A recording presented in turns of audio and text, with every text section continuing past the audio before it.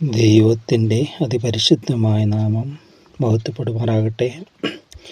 ദൈവകൃപ നമ്മളെ ചൂഴ്ന്ന് നമ്മുടെ പ്രതിസന്ധികളിലും പ്രതികൂലങ്ങളിലുമെല്ലാം ജയത്തോടെ അതിജീവിക്കുവാൻ അതിജീവനത്തിൻ്റെ അനുഗ്രഹം നമ്മുടെ മേൽ പകരട്ടെ എന്ന് പ്രാർത്ഥിക്കുകയും ചെയ്യുന്നു. ഇന്നയോളം വഴി നടത്തിയ ദൈവത്തിന് എല്ലാ മഹത്വവും, അറുക്കപ്പെട്ട കുഞ്ഞാടിനെല്ലാ പുകഴ്ചയും അർപ്പിക്കുന്നു. ദൈവകരങ്ങളിൽ ദൈവിക ശക്തിയിൽ നമുക്ക് ആശ്രയിക്കാം, ധ്യാനത്തിൻ്റെ ശരണപ്പെടാം. നമ്മൾ കഴിഞ്ഞ പ്രാവശ്യം ചിന്തിച്ചതുപോലെ യഹോവയിൽ ആശ്രയിക്കും, യഹോവ തന്നെ ആശ്രയമായിരിക്കുകയും ചെയ്യുന്ന മനുഷ്യൻ ഭാഗ്യവാൻ എന്ന തിരുവെഴുത്ത് പോലെ അവന് തന്നെ നമുക്ക് സങ്കേതപ്പെടാം. ദൈവത്തിൽ ആശ്രയിച്ചാൽ ദൈവത്തിൻ്റെ അനുഗ്രഹങ്ങൾ, ദൈവത്തെ നിരസിക്കുമ്പോൾ ശത്രുവിൻ്റേതായ ദുഷ്ടതകൾ, ശാപങ്ങൾ അതിലെല്ലാം വശംവദരാകുന്നു നമ്മൾ കാണുകയുണ്ടായി. സാധാരണ പൊതുവെ പറയുന്ന ഒരു വളരെ മനോഹരമായതുണ്ട്. അതായത് men's curses are important, God's blessings are omnipotent എന്ന്. മനുഷ്യരുടെ ശാപങ്ങൾ കൊണ്ട് ഫലമില്ല, അവ അശക്തമാണ്. ദൈവത്തിൻ്റെ അനുഗ്രഹങ്ങൾ അത് സർവശക്തമാണെന്ന്.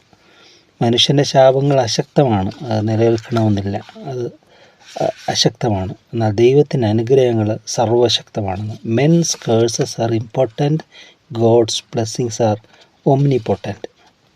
അതുകൊണ്ട് ദൈവത്തിൻ്റെ അനുഗ്രഹങ്ങളാണ് നമുക്കെപ്പോഴും വേണ്ടത്. ദൈവത്തെ അനുഗ്രഹം പ്രാപിക്കത്തക്കവണ്ണം ദൈവപ്രസാദം നേടുവാൻ കൊണ്ട് നമ്മൾ നമ്മുടെ ജീവിതങ്ങളെ ക്രമീകരിക്കണം. മനുഷ്യരെ പ്രസാദിപ്പിക്കുന്നവരെ പോലെ ദൃഷ്ടിസേവകളല്ല, കുറച്ച് മനുഷ്യർക്ക് ഇഷ്ടമുള്ളതെല്ലാം നമ്മുടെ അവരുടെ മുമ്പിൽ കാണിച്ചാൽ അവർ പ്രസാദിക്കും. എന്നാൽ എപ്പോഴും നമ്മുടെ ഹൃദയങ്ങളെ അറിയുന്ന ദൈവം നമ്മളിൽ പ്രസാദിക്കുന്നുണ്ടോ എന്നുള്ളതാണ് നമ്മളെപ്പോഴും നമ്മളെ ഭരിക്കേണ്ടതായൊരു ചോദ്യം. ദൈവത്തിന് പ്രസാദമില്ലാത്തതൊന്നും വരാതെ വണ്ണം ദൈവമേ കാക്കണമേ എന്ന് ദൈവകൃപയിൽ നമുക്ക് ആശ്രയിക്കാം, ദൈവത്തിൽ നമുക്ക് ചാരാം.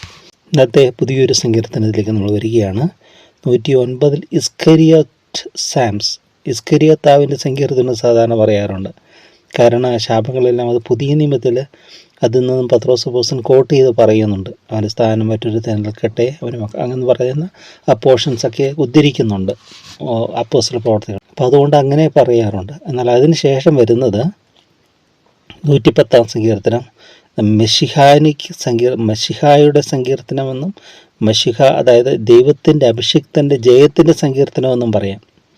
അഭിഷിക്ത രാജാവ്, anointing king, the king messiah, king മശിഹായുടെ രാജകീയ മശിഹ, അതാണ് കർത്താവ് രക്ഷകനായി വരുന്നുണ്ട് ഇവിടെ, രാജാതിരാജാവായി.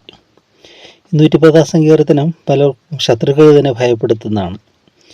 എന്താണ് ഈ യഹോവ സാക്ഷിയൊക്കെ ഭയപ്പെടുന്ന ഒരു സങ്കീർത്തനമാണ്. അവരെയൊക്കെ ഖണ്ഡിച്ചു കളയുന്നൊരു സങ്കീർത്തനമാണത്. യേശുവിൻ്റെ ദൈവത്തെക്കുറിച്ച് അവിടെ പറയുന്നത്, യേശുവിൻ്റെ മനുഷ്യത്വത്തെ മാത്രം അവർ കാണുമ്പോൾ യേശുവിൻ്റെ ദൈവത്വത്തെ ഇവിടെ വരച്ച് കാണിക്കുകയാണ് ദാവീദ്. കർത്താവിൻ്റെ ജനനത്തിന് മുമ്പ് തന്നെ എഴുതിയ സങ്കീർത്തനം. അവിടെ കർത്താവിൻ്റെ ഈ ഭാഗം കർത്താവായ യേശുക്രിസ്തു ഒരവസരത്തിൽ പരീശന്മാരോടും സദൂക്യരോടും ഒക്കെയുള്ള വാദത്തിൽ അവരോട് ഉത്തരം പറയുവാനായിട്ട് ഇതെടുക്കുന്നുണ്ട്. യേശു തൻ്റെ ദൈവത്വത്തെ പറയുവാനായിട്ട്, തൻ്റെ കർത്തൃത്വത്തെ ചൂണ്ടിക്കാണിക്കുവാനായിട്ട് ഈ സങ്കീർത്തനം ഉദ്ധരിക്കുന്നതായിട്ട് നമ്മൾ കാണുന്നുണ്ട്. അതാണ് 1-ാമത്തെ വാക്യം. 110 സങ്കീർത്തനം 1-ാമത്തെ വാക്യം. യഹോവ എൻ്റെ കർത്താവിനോട് ചെയ്യുന്നത്, ഞാൻ നിൻ്റെ ശത്രുക്കളെ നിൻ്റെ പാദപീഠമാക്കുവോളം നീ എൻ്റെ വലത്തുഭാഗത്തിരിക്കുക. നിൻ്റെ ബലമുള്ള ചെങ്കോൽ യഹോവ സീയോനിൽ നീട്ടും, നീ നിൻ്റെ ശത്രുക്കളുടെ മധ്യേ വാഴുക. നിൻ്റെ സേനാദിവസത്തിൽ നിൻ്റെ ജനം നിനക്ക് സമാധാനമായിരിക്കുന്നു, സമേതാദാനമായിരിക്കുന്നു. വിശുദ്ധ വസ്ത്രാലങ്കാരത്തോടുകൂടി ഉഷസ്സിൻ്റെ ഉദരത്തിൽ നിന്ന് യുവാക്കളായ മഞ്ഞ് നിനക്ക് വരുന്നു. ഇവിടെ പറയുകയാണ് കർത്താവ് എൻ്റെ കർത്താവിനോട് എന്ന് പറയുക. അപ്പോൾ ഈ ദാവീദിൻ്റെ പുത്രനാണ് യേശു എന്ന് പറയുന്നത് ശരിയാണ്. ആ ദാവീദും യേശുവിനെ കർത്താവ് എന്നല്ലേ പറയുന്നത്. ഇവിടെ പറയാം കർത്താവ് എൻ്റെ കർത്താവിനോട്. കർത്താവ് എന്ന് പറയുന്നത് ദൈവത്തെ അഭിസംബോധന ദാവീദ്, കർത്താവ് എൻ്റെ കർത്താവിനോട്. അപ്പം എൻ്റെ കർത്താവ് ആരാ? ദാവീദ് പറഞ്ഞത് യേശുവാണ്. എൻ്റെ കർത്താവിനോട്, കർത്താവ് എൻ്റെ കർത്താവിനോട് അവിടെ പറഞ്ഞു. യഹോവ എൻ്റെ കർത്താവ്. ഇവിടെ പറയുമ്പോൾ നമ്മൾ യഹോവ എന്ന് പറയും. 10ാമത്തെ ഇംഗ്ലീഷിൽ ബൈബിളിലൊക്കെ അത് പറയുമ്പോൾ the Lord says to my Lord sit at my right hand until I make your enemies your footstool. The Lord says to my Lord. അപ്പോൾ ലോഡ് എന്ന് യഹോവ എന്ന് ഉപയോഗിക്കുന്ന സ്ഥലത്തൊക്കെ കർത്താവ് എന്ന് ഉപയോഗിക്കുന്നു. കാരണം അങ്ങനെ വരാനായിട്ട് ഈ POC എന്ന് പറയുന്ന കാത്തലിക് ബൈബിളിലൊക്കെ എല്ലാം കർത്താവ് കർത്താവ് യഹോവ എന്ന് നിന്റെ ദൈവമായ കർത്താവ് യഹോവേ എന്ന് പറയുന്ന ചില ഭാഗങ്ങൾ മാത്രമേ യഹോവ എന്ന് വെളിപ്പെടുത്തുന്നുള്ളൂ. കാരണം അത് ജൂയിഷ് ട്രഡീഷൻ അനുസരിച്ച് യഹൂദ പാരമ്പര്യത്തിൽ അവർ യഹോവ എന്ന് ഉച്ചരിക്കുകയില്ല. YHWH എന്ന് പറയുന്നത്, അതായത് യാഹ്വേ എന്ന് പറയുന്ന നാമം അവർ ഉച്ചരിക്കാറില്ല. അത് ഭയമാണ് അവർക്കങ്ങനെ. അതുകൊണ്ട് അവർ കർത്താവെന്ന് പറയത്തുള്ളൂ. യാഹ്വേ എന്ന് അവർ അവരുടെ ബൈബിളെ ഉച്ചരിക്കാറില്ല. അതായത് എൻ്റെ നാമം വൃഥാ എടുക്കരുതെന്ന് ദൈവം പറഞ്ഞുകൊണ്ട് ആ ഒരു ഫിയർ. ബൈബിൾ എഴുതുമ്പോഴോ പകർത്തി എഴുതുമ്പോഴോ ഒക്കെ അവർ ഈ വാക്ക് എഴുതുന്നതിന് മുമ്പ് പോയി, അതായത് കുളിക്കും ഈ ഒരു വാക്ക് എഴുതുന്നതിന് മുമ്പ് പോയി കുളിച്ചിട്ട് വന്നിട്ട് അത് എത്രയോ പ്രാവശ്യം ദേഹശുദ്ധി വരുത്തിയിട്ടൊക്കെയാണ് ആ പെന്നെന്തോറും മഷിയും തൂവലും ഒക്കെയാണെന്ന് അത് അത്രമാത്രം ശുദ്ധീകരിക്കുക, അത്രമാത്രം ശുദ്ധിയോടെയൊക്കെയാണ് അത് എഴുതിയിരുന്നതെന്ന് പറയുന്നത്. അത്രയൊരു ഒരു ഡിവിനിറ്റി അതിന് കണ്ടതുകൊണ്ടാണ് അത് ഈ പിന്നീട് വന്നപ്പോൾ കത്തോലിക്ക ഇതിൽ അവർ അതങ്ങനെ ഉപയോഗിക്കാറില്ല. എന്നാൽ അത് യഹോവയെ തന്നെ കുറിക്കുന്നു എന്നാണ് അവിടെ തന്നെ പറയുന്നത്. ഈ കാത്തലിക് ബൈബിളിൽ കർത്താവ് എന്ന് പറയുന്നുണ്ടാകുന്ന പുതിയവരൊക്കെ യഹോവ എന്ന് പറയുന്നില്ലല്ലോ എന്ന് പറഞ്ഞുകൊണ്ട് അവർ ഫോഷന്മാരാണ്. കാരണം അതിൽ തന്നെ എഴുതിയിട്ടുണ്ട്, ആ ബൈബിളിൻ്റെ ആമുഖത്ത് തന്നെ എഴുതിയിട്ടുണ്ട് യഹോവ എന്ന് പറയുന്നതിന് പകരം കർത്താവ് എന്ന് യഹൂദ പാരമ്പര്യം കൊണ്ട് അതാണ് പറയുന്നതെന്ന് അവിടെ പറഞ്ഞിട്ടുണ്ട്.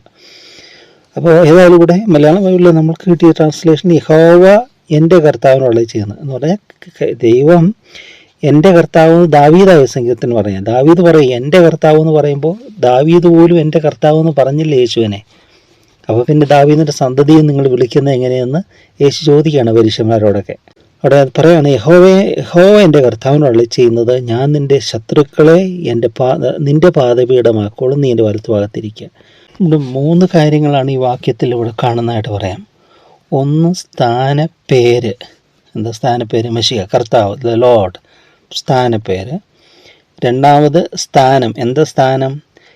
ഞാൻ നിൻ്റെ ശത്രുക്കളെ നിൻ്റെ പാദപീഠമാക്കോളൂ, നീ എൻ്റെ വലത്ത് ഭാഗത്തിരിക്കുക, right hand side of God, സ്ഥാനം. മൂന്നാമത്തതോ അധികാരം. എന്താ അധികാരം? നിൻ്റെ ബലമുള്ള ചെങ്കോൽ യഹോവ നീട്ട്. അവിടെ പറയും ഞാൻ നിൻ്റെ ശത്രുക്കളെ നിൻ്റെ പാദപീഠമാക്കുവോളും നീ എൻ്റെ നിൻ്റെ ബലമുള്ള ചെങ്കോൽ യഹോവ നീട്ടും, നീ നിൻ്റെ ശത്രുക്കളുടെ മധ്യേ വാഴുക. അതാണ് അധികാരം, അതോറിറ്റി. അപ്പോൾ സ്ഥാനപ്പേര്, സ്ഥാനം, അതോറിറ്റി, അധികാരം, 3 അവിടെ നിഴലിടുകയാണ്. ഇതൊക്കെ കർത്താവ് യേശുക്രിസ്തുവിനെ കുറിക്കുന്നതായിട്ടാണ് നമ്മൾ പറയുന്നത്. നമുക്ക് അത് മനസ്സിലാക്കാൻ ദൈവം വെളിപ്പെടുത്തി തരുന്നതും കർത്താവ് യേശുക്രിസ്തു തന്നെ അത് ഉദ്ധരിച്ചുകൊണ്ട് പറയുന്നത് കൊണ്ടും തീർച്ചയായിട്ടും കർത്താവ് യേശുക്രിസ്തുവിനെ കുറിക്കുന്നതാണ്. ഇതൊരിക്കലും ദാവീദിനെ കുറിക്കുന്നതല്ല. ദാവീദ് മുഖാന്തരം എഴുതിയത്, ദാവീദ് മുഖാന്തരം പരിശുദ്ധ റൂഹ അല്ലേ എഴുതിയെന്നാണ് പറയുന്നത്. കർത്താവിൻ്റെ ആത്മാവ് എന്നിൽ സംസാരിക്കുന്നു ദാവീദ് പറയുന്നുണ്ട്.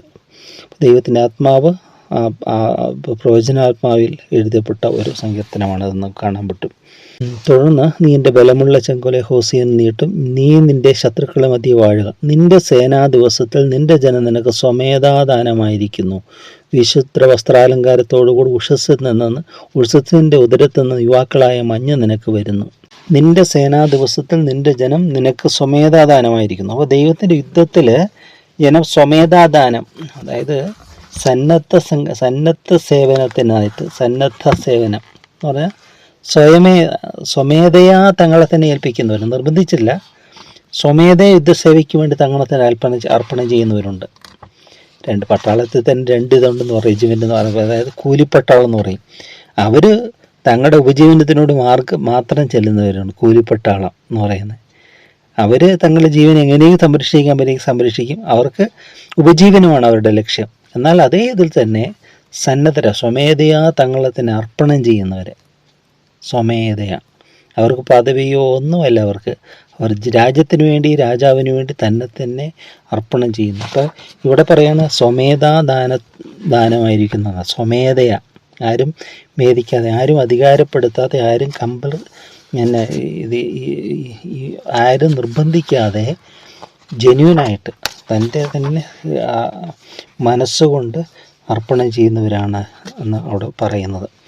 ഇതാണ് വാസ്തവത്തിൽ ഓരോ ഇതിലും വേണ്ടത്, അർപ്പണം ചെയ്യുന്നത്. അങ്ങനെയുള്ള യുവാക്കളായ മഞ്ഞ് നിനക്ക് വരുമെന്നാണ് പറയുന്നത്.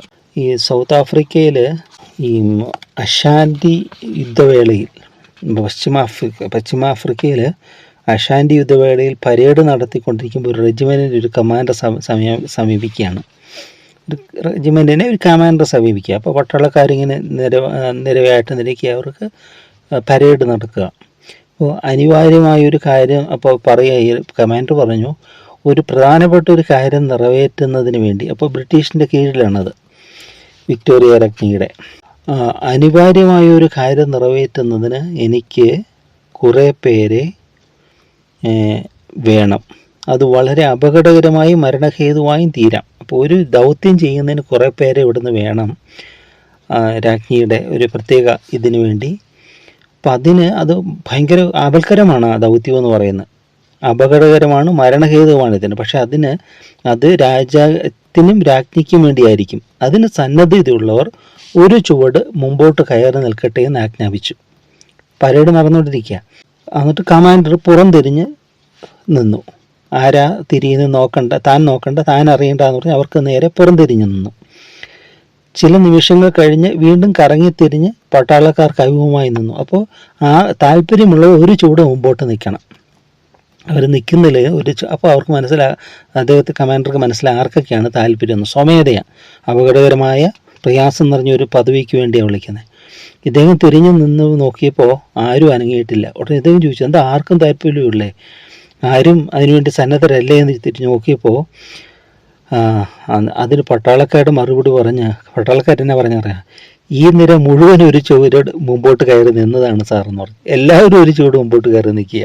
അപ്പോൾ അതാണ് ആ വിക്ടോറിയ രാജ്ഞിയോട് ബ്രിട്ടീഷുകാർ കാണിച്ച ഭക്തി, സേവന സന്നദ്ധ, അതൊക്കെ ആ ഒരു ഉദാഹരണമാണത്. അപ്പോൾ എല്ലാവരും ഒരു ചുവട് മുമ്പോട്ട് കയറിയിരുന്നു. അപ്പോൾ ആരും മുമ്പോട്ട് മാറി നിൽക്കാത്ത പോലെ തിരിഞ്ഞു നോക്കി കമാൻഡർക്ക് തോന്നിയത്. ഞാൻ പറഞ്ഞു, ഇങ്ങനെയുള്ളൊരു സന്നദ്ധത രാജ്യസേവനത്തിനായാലും ക്രിസ്തീയ സേവനത്തിനായാലും അവിടെ സ്ഥാനമാനങ്ങളോ പേരോ പുകഴോ അതൊന്നിനു വേണ്ടിയല്ല, സ്വമേധയാ തങ്ങളത്തിന് അർപ്പണം ചെയ്യുന്നത്. അങ്ങനെയുള്ള ഒരു കൂട്ടത്തെയാണ് ദൈവത്തിന് ആവശ്യം. ദൈവത്തിന് സർവശക്തനായ ദൈവം കൊടുക്കുമെന്ന് ഇവിടെ പറയും. നിൻ്റെ സേനാദിവസം നിൻ്റെ ജനം നിനക്ക് സ്വമേധാദാനമായിരിക്കുന്നു. വിശുദ്ധ വസ്ത്രാലങ്കാരത്തോടുകൂടി ഉഷസ്സിൻ്റെ ഉതരുന്ന യുവാക്കളായ മഞ്ഞ് നിനക്ക് വരുന്നു. യുവാക്കളായ മഞ്ഞ് എപ്പോഴും നല്ല ഒരു പോഷണത്തിൻ്റെയും അല്ലേ ഒരു ലക്ഷണമായ മഞ്ഞെന്ന് പറയുന്നത്. കാടിനുമേറിയ മഞ്ഞല്ല, യുവാക്കളായ മഞ്ഞെന്ന് പറഞ്ഞാൽ അത് വന്ന് മഞ്ഞ് പെയ്യുന്ന എന്ന് പറയുമ്പോൾ അത് കൃഷിക്കൊക്കെ അത് നല്ല വളരെ ബ്ലെസ്സിങ് ആയിട്ട് മാറുന്ന ഒരിതാണ്. ഭൂമിയിൽ നിന്ന് മഞ്ഞ് പൊങ്ങി എന്ന് പറയുന്നത്. ആരംഭത്തിൽ ദൈവം ഇത് ചെയ്യുമ്പോൾ ഭൂമിയിൽ നിന്ന് മഞ്ഞ് പൊങ്ങി എല്ലാത്തിനെയും നനച്ചു എന്നാണ് പറയുന്നത്. എന്ന് പറഞ്ഞ പോലെ അത് അനുഗ്രഹത്തിൻ്റെ ഒരു മഞ്ഞാണ്. അനുഗ്രഹത്തിൻ്റെ ആ വെണ്മയുടെ വിശുദ്ധ വസ്ത്രാലങ്കാരം, ദ ഹോളി ഡ്രസ്സിങ്, വിശുദ്ധിയുടെ ഹോളി ഡ്രസ്സസ് ഒക്കെ ധരിച്ചുകൊണ്ട് ഇവിടെ പറയുന്നതാണ് നമ്മളെ തന്നെ സ്വമേധയാ കർത്താവായ യേശുക്രിസ്തുവിന് അർപ്പണം ചെയ്യണമെന്നാണ്. നാമാൻ്റെ തീമോഥെയോസ് കൊണ്ട് പൗലോസ് ക്രിസ്തുയേശുവിൻ്റെ നല്ല ഭടനായി നീ എന്നോട് കഷ്ടം സഹിക്കുക. നല്ല ഭടൻ, ഗുഡ് സോൾജിയർ, ഒരു വിശ്വാസി, ഒരു പടയാളിയാണ്. ആരുടെ? രാജാതിരാജാവിൻ്റെ പടയാളി. അവൻ ശത്രുവിനോട് യുദ്ധം ചെയ്യുക. ആരാ ശത്രു? ശത്രുവാകുന്ന സാത്താൻ. അവൻ പരാജിതനാണ്. അവൻ്റെ മേൽ കർത്താവായ യേശുക്രിസ്തു ജയോത്സവം കൊണ്ടാടി. നമ്മൾ യേശുവിൽ വിശ്വസിക്കുമ്പോൾ ആ ജയം നമ്മുടേതാണ്. അതുകൊണ്ട് നമുക്ക് ഭയമില്ല. നിർഭയരായി ധൈര്യത്തോടെ ധീരരായി നമ്മൾ മുന്നേറുകയാണ്. അതിനായിട്ട് നമ്മളെ തന്നെ അർപ്പണം ചെയ്യാം. സ്നേഹം നിറഞ്ഞ ദൈവമേ, നന്ദിയോടെ ഞങ്ങളങ്ങേ സ്തുതിക്കുന്നു. ഞങ്ങളുടെ രാജാവും കർത്താവുമായവനെ, അഭിഷിക്ത രാജാവേ, ഞങ്ങൾക്ക് വേണ്ടി സകലവും നിർവഹിച്ച ദൈവത്തിൻ്റെ കുഞ്ഞാടെ, അവിടുന്ന് സകലത്തെയും കീഴടക്കുന്നവരെയും അവിടുന്ന് പിതാവിൻ്റെ വലത്തുഭാഗത്ത് ആയിരിക്കുന്നു. ഞങ്ങൾക്ക് വേണ്ടി അവിടുന്ന് പക്ഷപാതം ചെയ്യുന്നു എന്നുള്ളതിനെ ഞങ്ങൾ സ്തുതിക്കുന്നുപ്പാ. അവിടുന്ന് ഞങ്ങളോടൊപ്പമുണ്ട്, സ്വർഗത്തിലുണ്ട്, തിരുവെഴുത്തിലുമുണ്ട്. നിങ്ങൾ തിരുവെഴുത്തിൽ വായിക്കുന്നു. അതിനായി നന്ദിയോടെ ഞങ്ങൾ നിന്നെ സ്തുതിക്കുന്നു. ഞങ്ങളെ അവിടുത്തെ ഉത്തമ പടയാളികളായി, നല്ല ഭടന്മാരായി, നല്ല പടയാളികൾ, ഗുഡ് സോൾജിയേഴ്സ്, നല്ല പോരാളികളായി ഞങ്ങളെ മാറ്റണമേ. സത്യത്തിന് വേണ്ടി, ദൈവത്തിന് വേണ്ടി, ദൈവീത പ്രകാരം യുദ്ധം ചെയ്യുവാൻ ഞങ്ങളെ പരിശീലിപ്പിക്കണമേ. എല്ലാ നന്മകൾ നിറയ്ക്കണം, ഭാവത്തോടെ മാത്രം എടുക്കണമേ. ആമേൻ, ആമേൻ, ആമേൻ. ആകുലവേളകളിൽ എന്നേശു കൂടെയുണ്ട്, ഭാരങ്ങൾ താങ്ങുവാൻ എന്നേശു കൂടെയുണ്ട്. നല്ലൊരു തുണയാണവൻ, നല്ലൊരു സഖിയാണവൻ, സന്താപവേളകളിൽ ആശ്വാസദായകനാണവൻ. നല്ലൊരു തുണയാണവൻ, നല്ലൊരു സഖിയാണവൻ, സന്താപവേളകളിൽ ആശ്വാസദായകനാണവൻ. തുണയാണവൻ